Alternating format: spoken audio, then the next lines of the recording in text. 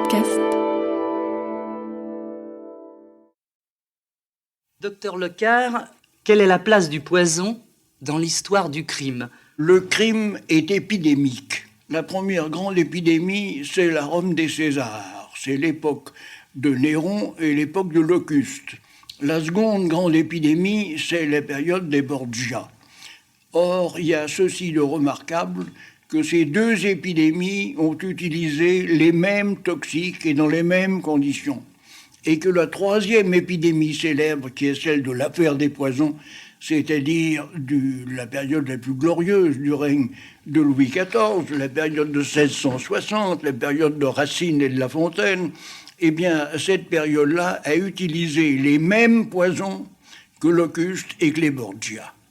Car il s'est passé ceci contre ces guerres, que Exili, étant détenu à la Bastille pour des crimes politiques, pour complicité dans des meurtres, avait obtenu du gouvernement, c'est-à-dire du roi, qu'on lui installât un laboratoire de chimie à la Bastille. Et c'est là qu'il est arrivé à reconstituer la quetta, c'est-à-dire le poison des Borgia. Ça consistait simplement à empoisonner des crapauds avec de l'acide arsénieux, et puis quand le crapaud était mort, on le laissait pourrir, on recueillait ce putrilage et on en tirait des ptomaïnes arséniées, qui sont des poisons extrêmement dangereux et très rapides, et c'est avec cela qu'on garnissait le bord d'un verre ou d'une coupe et qu'on empoisonnait les gens. Si nous considérons maintenant les différents pays, peut-on dire qu'on empoisonne de la même façon en France, par exemple, et en Afrique ? Non, c'est très variable, naturellement. Le procédé idéal employé dans les pays chauds, c'est l'utilisation du curare. Un individu voulant faire disparaître quelqu'un s'était procuré du curare, exactement du curare de l'Orénoque. Et il avait graissé avec le suc un clou qui était disposé dans une serrure de façon telle qu'on ne pouvait pas tourner la clé sans s'écorcher sur ce clou qui dépassait largement. Et alors, en effet, la personne visée a été piquée et est morte. Elle est morte foudroyée. Qu'est-ce qui pousse à choisir cette arme ? Très simple. Deux choses. La première, c'est la lâcheté, et la seconde, c'est le sadisme. Je dis d'abord la lâcheté. Vous remarquerez que sur 100 affaires d'empoisonnement, il y en a un peu plus de 85 qui sont des crimes commis par des femmes. Pourquoi ? Parce que les femmes n'ont rarement la main assez sûre pour abattre à bonne distance avec un revolver, et encore moins pour frapper quelqu'un avec un poignard. Alors, elles emploient le poison, qui est plus facile à manier, qui est plus élégant à manier, et qui donne des résultats, somme toute, certains. Et puis alors, dans des circonstances plus rares, mais tout à fait intéressantes, c'est le sadisme. C'est-à-dire ? Ce sont des gens qui tuent pour regarder souffrir. Et alors, je vais vous citer l'exemple le plus typique, c'est l'affaire Gégado. Hélène Gégado était une servante bretonne qui était embauchée dans une ferme dans cette partie de la Bretagne qui est entre Carhaix et le Fauet. Vous voyez ça, c'est-à-dire en plein centre de la Lande, à la limite des côtes du Nord et du Finistère. Et alors, cette femme se dévouait pour des honoraires extrêmement modestes, soigner les enfants, et puis au bout de quelque temps, la patronne tombait malade. Des vomissements, des hémorragies, de la diarrhée. Et alors, elle la soignait avec un dévouement que rien ne rebutait. Puis, quand elle était morte, c'est elle qui l'habillait et qui la menait en terre. Et avec des certificats excellents, elle partait à travers la campagne, faisait à pied 20 ou 25 kilomètres, trouvait une autre ferme, les communications là-bas ne sont ni rapides ni fréquentes, elle s'embauchait et au bout de 3 mois, la nouvelle patronne mourait à son tour. Et là, de cette façon, semait le deuil dans la Bretagne bretonnante pendant environ 10 ans. Elle a tué un nombre inconnu de personnes, mais certainement plus de 20. Elle empoisonnait pour le plaisir d'empoisonner et de voir les gens mourir. Vous me parliez tout à l'heure des lettres anonymes, docteur. Je puis vous affirmer avec une expérience basée sur plusieurs dizaines de milliers de cas, que toutes les femmes qui font des lettres anonymes sont capables, je dis capables, d'empoisonner. Mais que toutes les empoisonneuses ont au moins une fois dans leur carrière fait des lettres anonymes. Ça, c'est une règle absolue, j'ai jamais vu une exception. Pouvez-vous nous donner certaines anecdotes qui ont jalonné votre carrière?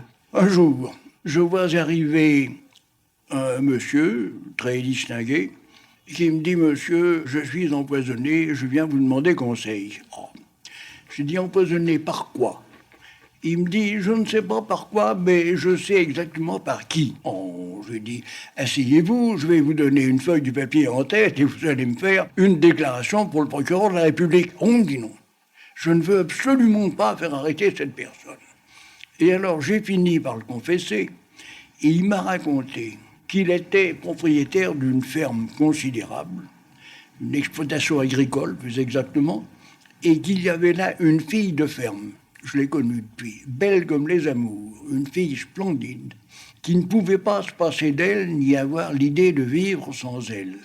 Mais elle aimait un garçon de ferme, et pour avoir la paix, elle empoisonnait tous les jours un petit peu le patron. Et finalement, j'ai cru devoir prévenir le procureur de la République. Ça a très mal fini. Quand elle a su qu'elle était arrêtée, elle s'est suicidée. Avez-vous une autre anecdote typique? Je pense à une femme qui, depuis longtemps, avait l'impression que son mari l'empoisonnait. Et alors, je lui dis « Madame, pouvez-vous m'apporter un peu de ce poison ?» Elle me dit « Oh, il n'y a rien de plus facile. » Et alors, elle revient, 2 heures après, et elle quitte ses bas. Elle les secoue et elle en fait tomber une poudre blanche abondante. C'était de l'acide arsénieux, mêlé avec je ne sais plus quoi encore, il y avait de quoi empoisonner un régiment. Et alors, j'ai pris ma canne et mon chapeau et je suis allé dans la maison où elle habitait. Il y avait un droguiste au rez-de-chaussée. J'ai dit, monsieur, est-ce que vous n'êtes pas en relation avec une dame qui habite au-dessus et qui vous a acheté une quantité considérable d'acide arsénieux? Mais oui, je suis une folle. Ah ben, j'ai dit, vous avez fait une chose bien imprudente en livrant de pareilles quantités de toxiques à une folle. C'était bien ça. Et elle avait voulu me démontrer qu'elle était raisonnable, qu'elle était sage et qu'elle ne mentait pas. Et qu'en effet, on l'empoisonnait puisqu'il y avait du poison dans ses bas.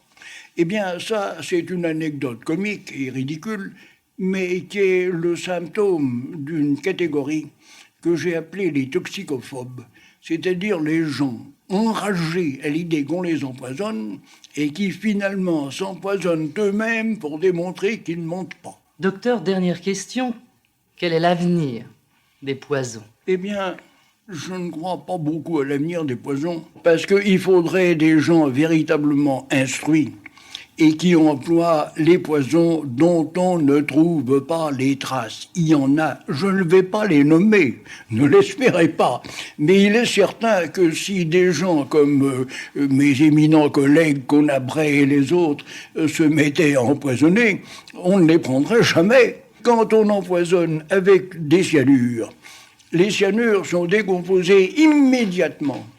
L'individu à qui on met une goutte de cyanure de potassium dans l'œil ou à qui on met une goutte de cyanure de sodium sur la langue tombe foudroyé à l'instant, sans une seconde d'agonie. Il meurt à l'instant du contact. Eh bien, il n'y a pas de preuve dans l'autopsie. Et il n'y a pas de preuve dans l'analyse chimique. Alors ça rendra toujours les expertises de toxicologie infiniment difficiles. Vous me direz, il y a l'odeur d'amandes amères. Elle est bien bonne. Je vous conseille de faire l'essai d'une opération de ce genre, mais pas sur vous.